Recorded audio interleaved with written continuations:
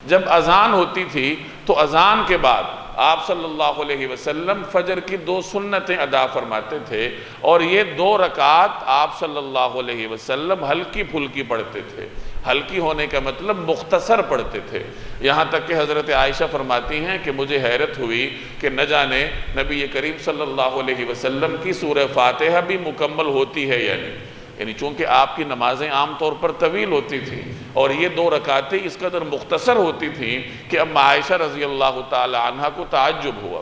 حضرت عبداللہ ابن عمر رضی اللہ تعالی عنہ یہ حضور علیہ السلام کی سنت پر عمل کرنے میں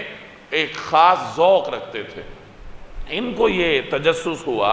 کہ حضور صلی اللہ علیہ وسلم فجر کی سنتوں میں کیا پڑھتے ہیں، تو کہا جاتا ہے کہ مہینہ بھر کا تجسس وہ کرتے رہے کہ کسی طریقے سے مجھے معلوم ہو کہ آپ صلی اللہ علیہ وسلم فجر کی سنتوں میں کون سی صورتیں پڑھتے ہیں، اور پھر انہیں معلوم ہوا تو انہوں نے پھر ہمارے لیے اس کو بیان فرمایا۔ چنانچہ حضرت عبداللہ ابن عمر کی روایت ہے کہ نبی کریم صلی اللہ علیہ وسلم نماز فجر کی 2 سنتوں میں پہلی رکعت میں سورۃ الکافرون پڑھتے تھے اور دوسری رکعت میں سورہ اخلاص پڑھا کرتے تھے۔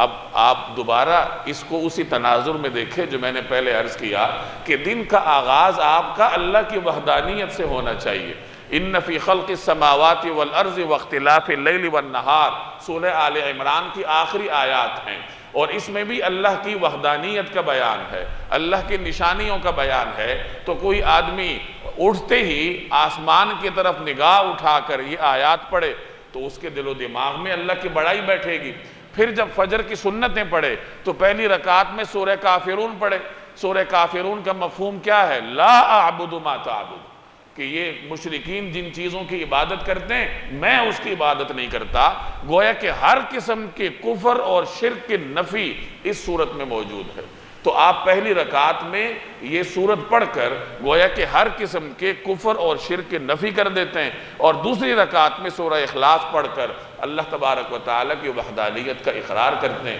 تو اس طریقے سے اگر کوئی آدمی اس طریقہ کار پر عمل کرے